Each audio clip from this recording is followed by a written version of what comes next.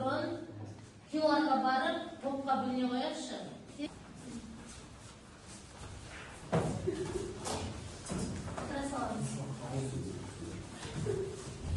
Оқушылар, бүгін біз ашық сабағымызды бастайық.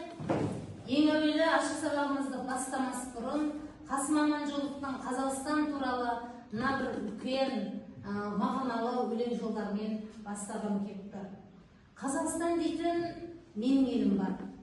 Жалтыралып жарты дүние әлемін, бұл далада бауын қолға туалған, бұл даланы анам жаспен суарған. Бұл даланы көріп алғаш қуанған, бұл далада өскен жандар жоғарман дейді. Ендеше бүгінгі біздің тақырыбымыз осы Қазақстан туралы болмақ. Дәл тақырыбымызды айтатын болса, бүгін тарихи және мәдени ескерткіштер деген тақырып. Жақсы ма? Атақты тарихи және мәдени ескерткіштерді зерттеу, рухани қасиетті орындар және олардың маңызын білу керектерін ескеру болып табылады. Ендеше сабағымызды бастамас бұрын мен сендерге бүгінгі бағалау парақшасын, яғни қасиетті домбырамыз арқылы пернелерін басып өз-өздеріңді бағалап отырыңыздар. Екінші қатар. Ендеше балалар, жаңа біз 3 топқа бөліндік. Бірінші топ сендерге табиғи ландшафттар. Алып қойыңыздар. Екінші қатар археологиялық сәулет өнері. Үшінші қатар бізде қасиетті орындар. Сабағымыздың бейне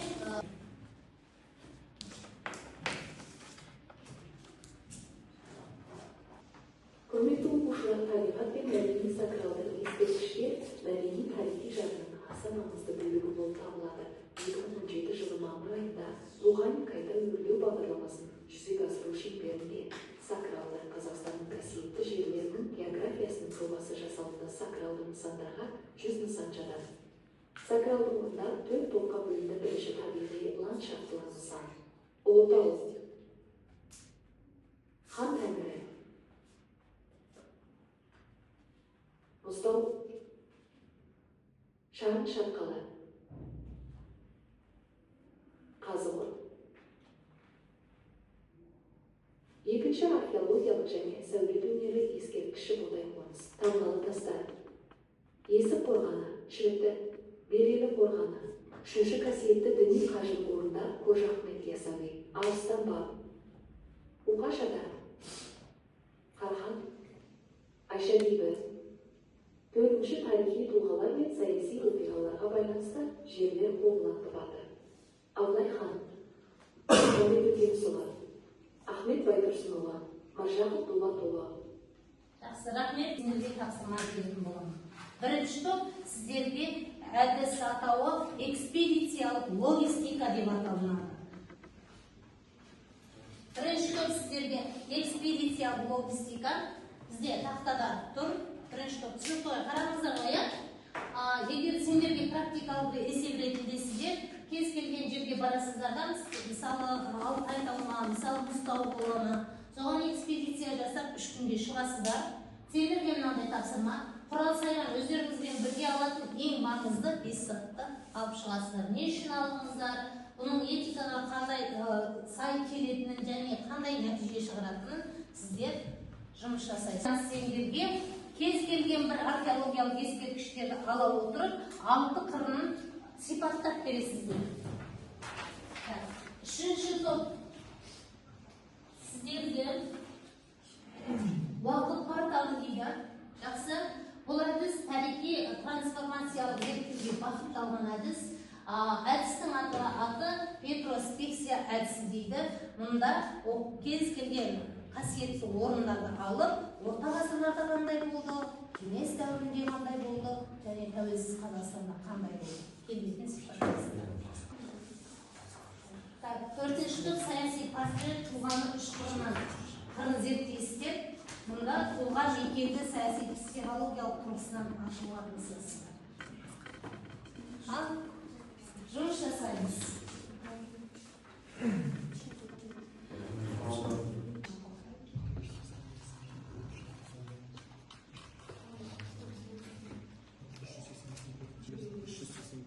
Жақсы жарайды. Ендеше бірінші тоқтаймыз, бірінші тасыма. Ақпаратта дауыстарыңызды шығарыңыздар. Әдістің атауы экспедициялық логистика. Оқушыларға практикалық есеп ретінде беріледі. Жағдайы, сіздер ғылыми экспедиция тобысыздар. Осылай мысалы Алтай тауларын зерттеуге 3 күнге барасыздар. Осы жағдайдың тапсырмасы. Құрал сайман өздеріңізбен бірге алатын ең маңызды 5 сағат таңдаңыз және неге? Этика, табиғатқа зақым келтірмей, зерттеудің неге ережесін жазыңыз. Жақсы, ол тұрыңыздар да жауап беріңіздер, ал мен мына жақта иә? GPS-навигатор, медициналық қауіпшар, археологиялық заттар, экспедициялық шатыр, және видеокамера. Видеокамера. Тамаша. Жарайсыздар. Нәтижесінде не болады? Нәтижесінде сенсациялық жаңалық болады. Тамаша, рахмет. Ал, не сөйлейсіз? Бірінші сұраққа жауап беретін болсақ, ол 19 ғасырдың соңында, яғни 1385-1405 жылдары құрылған болатын. Оның тапсырыс берушісі Әмір Темір.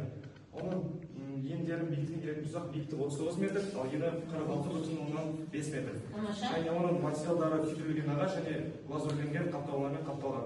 Тамаша. Жарайды, қызыл қалпақ не үшін қызыл қалпақ киіп отырсыз, және сіздің сезіміңіз қандай? Мен қызыл қалпақ, менің айтарым, бұл зәулім ғимаратты көрген кезде адамның таңданысы мен рухтың асқақтығы беріледі, және көп күмбездер мен көне кірпіштерден тарихтың лебі өседі. Бұл қазақ халқының жалпы символы ретінде қазақтардың құрмет пен рухын оятады. Тамаша, сары қалпақ не дейсіз? Мен пайдасын айтамын. Бұл түркі әлемінің рухани құндылығы зор, және бұл сәулет өнерінің көрінісі болып табылады. Бұл жерде миллиондаған турист жылына келеді. Бұл екінші не деп айтуға болады? Екінші Меккеге. Сіз не дейсіз? менің айтарым пайда жағы, яғни кезеңі ішінде Әмір Темір заманындағы атмосфераны сезіндіретін виртуалды шындық көзілдірмені десек те болады. Яғни тайқазанның қалай құйылғанын көрсететін 3D голограмма жасау, сонымен қатар кесененің әр кірпіші мен ою жазуларындағы телефон арқылы аударатын мобильді қосымша әзірлеу десек те болады. Тамаша. Рахмет яссауи кесенесі бұл тек сәулет ескерткіші ғана емес, рухани құндылықтың көрінісі. Бұл бізде нысан ЮНЕСКО тізіміне енген, және де бұл барлық адамзатты қорғау үшін жауапкершілік алдымен иеленген. Бұл біздің бүгініміз бен ертеңімізді жалғайтын алтын көпір десек. Рахмет. Жер асты суларын көтеру іргетасқа зақым келтіруі мүмкін. Ескерткіштер бар. Сізге алынған нысан Түркістан қаласы. Түркістан қаласы 3 маңызды тарихи кезеңнен өткен қалады. Бірінші кезең ол орта ғасырлар. Орта ғасырларда осы қалада шығыс стиліндегі шаһар салынды.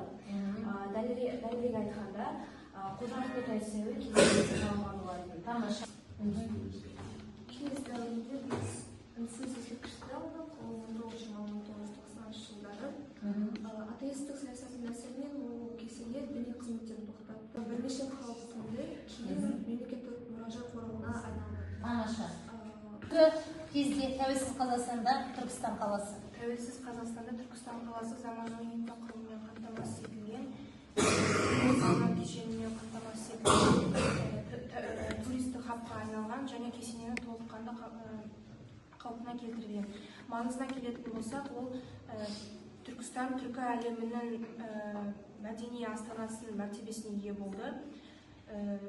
Мемлекеттің ұлттық идеологиясының ұлттық бірлігі мен маңыздылығының негізгі символы атанды. Тамаша, рахмет. Абайларыңыздың қандай тұлған екенінде, яғни сіздерге жүрек, қол, аяқ берді. Мен тұлғаға Жошықанды алдық. Жүректі айтсам, бас мұраты мен арманы Жошықанның бас арманын дешті қыпшақтың даласында өз алдына келмес, ұлыс құру болды. Оның артта тұрған сері ұлытауды орта етіп белгілеп, сол жерде алтын орданың негізін қалады. Жергілікті қыпшақ шұбандарымен тіл табысып, басқару жүйесін оқыды. Сонымен қатар көршілес елдермен сауда және саяси байланысты орнатты. Тамаша. Бастауы Жошы ханның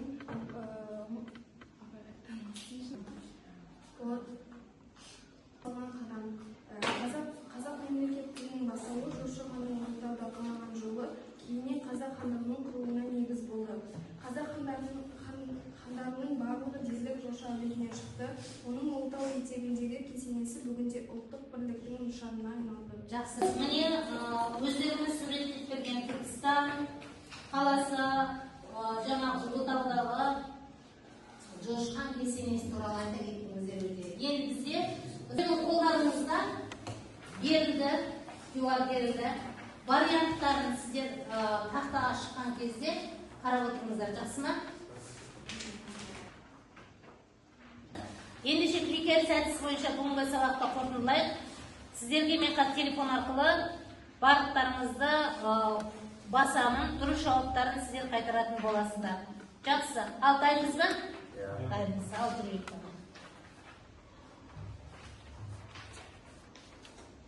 Жақсы, өте жақсы. Көтереміз жоғары. Жақсы, рахмет. Кері байланыс осы ғой қазір. Бұлай керек, біз кері байланыс жасаймыз, иә? Кері байланыс төрт сөйлем деп аталады. Бірінші топ сіздер пікір, меніңше Қазақстанның тарихи мәдени ескерткіштері деп ары қарай бір сөйлеммен жалғастырасыңдар. Екінші топ бізде дәлел, себебі мен оны былай түсіндіремін дейсіздер. Үшінші топ сан ретінде оған мынандай нысандар мен мысал ретінде келтіре аламын. Және төртінші топ қорытынды, сондықтан бұл мұраны сақтау біз үшін қандай, біз қалай мұраны сақтап қаламыз деген сұрақта. Меніңше Қазақстан тарихи мәдени ескерткіштері қандай?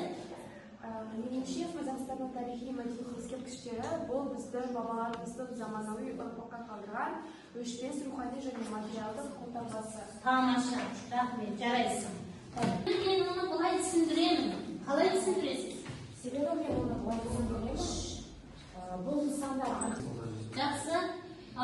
Екінші топ дәлел, себебі мен оны былай түсіндіремін. Қалай түсіндіресіз? Себебі мен оны былай түсіндіремін. Бұл нысандар арқылы біз көшпелердің тек қана жауынгер ғана емес, сонымен қатар сәулет өнері мен ғылымы жоғары дамыған сондай бір тұлғалық мәдени иесін болғанын көруге болатынын түсіндіре аламын. Тамаша, рахмет. Бізде мысалы, мен оған мынандай мысалдарды мысал ретінде келтіре аламын. Қандай мысалдар келтіре аламын? Ал төртінші топ қорытындылайық. Сондықтан бұл мұраны сақтайсыңдар. Ендеше құрметті оқушылар, бүгін біз жаңағы үй тапсырмaya, жаңағы қасиетті орындар, ескерткіштерді сендер теледидардан қалай көрсететіндеріңді репортаж дайындап бересіздер. Екінші топ, шетелдік туристерге экскурсия жол нұсқасын дайындайсыздар. Қай бір шетелдің туристер жолына қай ескерткішті көрсете аласыңдар. Үшінші топ, сендерге жарнамалық билборд жасайсыздар. Жақсы, ал төртінші топ ескерткіштің макеттерін жасайды. Ал ендеше домбыраларыңызды жоғары көтеріп, кім қандай бағалаған екен, мен соны мына жерде жеткен маңдардың сәлемден тағдырды. Кімге жетпей қалса? Домбыраны. 10 балл, Санжар тамаша. Шаңғыс 10 балл үстіне қойды. Нұрайлы 8 балл. Жақсы, 10 балл. Аяулым 9 баллмен дейді.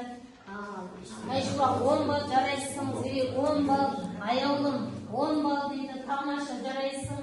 Міне, өз-өздеріңізді жақсы, Әлихан екеуміз 10 балл дейді. Ал сіздер ше, тамаша, рахмет оқушылар, біздің осы бүгінгі сабақтарымызға қатысқандарыңыз үшін көп рахмет.